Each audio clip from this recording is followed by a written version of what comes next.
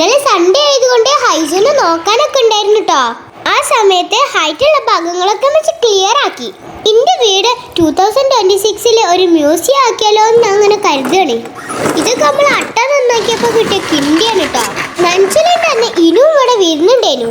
ഞാനിപ്പോ ഈ കാണിക്കുന്ന സാധനങ്ങളൊക്കെ ഒരു 50 വർഷത്തെ പഴക്കം എന്തായാലും ഉണ്ട് കേട്ടോ. ഈ കൊതുകുകളൊക്കെ ഒരു 7 വർഷത്തെ പഴക്കം ഉണ്ടാവുള്ളൂ കേട്ടോ. ഇതിന് ഓട്ടോ കീറിലോ എന്തെങ്കിലും ഉണ്ടോ നോക്കട്ടെ. കുഴപ്പമൊന്നുമില്ല കേട്ടോ, ഒരു കുഴപ്പമില്ലാത്ത രീതിക്ക് തന്നെ നിൽക്കുന്നുണ്ട്. ഇത് ഓപ്പൺ ആക്കൽ എങ്ങനെയാ ക്ലോസ് ചെയ്യാൻ എങ്ങനെയാണെന്നൊന്നും അറിയില്ലേന് കേട്ടോ. ഉമ്മച്ചാട്ടത് പണിയിലായപ്പോൾ ഞാൻ ഐസൂനായിട്ട് ഇതൊക്കെ എടുത്താണ് പുറത്തേക്ക് ഇറങ്ങി.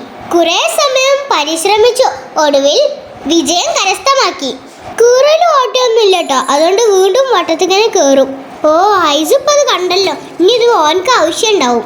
ഒഴിവാക്കാൻ വെച്ച ഏത് സാധനം എനിക്കും ഐസുവിനും ആവശ്യമാണ് കേട്ടോ. അതുകൊണ്ട് തന്നെ ഞങ്ങളില്ലാത്ത സമയത്താണ് ഞങ്ങളെ ടോയ്സ് ഒക്കെ ക്ലീൻ ആക്കല്.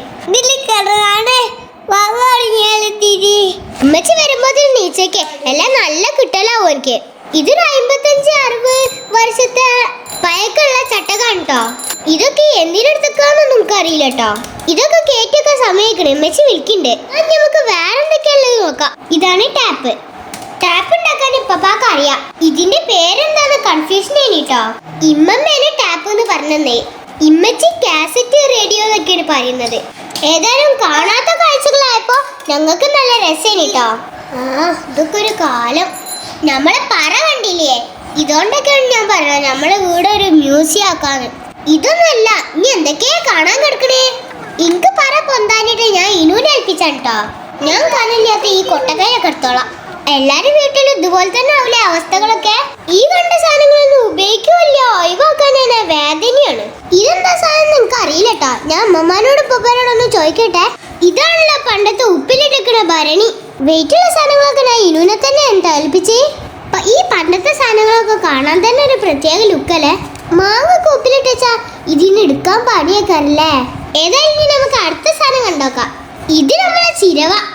ഇതിങ്ങനെ ഇന്നുകാണ്ട് ചിരവി കൊടുക്കുന്ന കേട്ടോ. ഇനൂരടുത്തുള്ളതാണ് മുക്കാലി. ഇത് വലുതില് പത്തിരി പരത്താനും ചെറുതില് പത്തിരി പരത്തി വെക്കാനും ഉള്ളതാണ് കേട്ടോ. ഞങ്ങളുടെ സ്കൂളിലെ ശാസ്ത്രമേളയുള്ള സമയത്തൊന്നും ഇത് ശ്രദ്ധയെ പറ്റിയില്ല കേട്ടോ. ഇത് ബാബച്ചിന്റെ എന്തോ സ്പീക്കറൊക്കെയാണ്.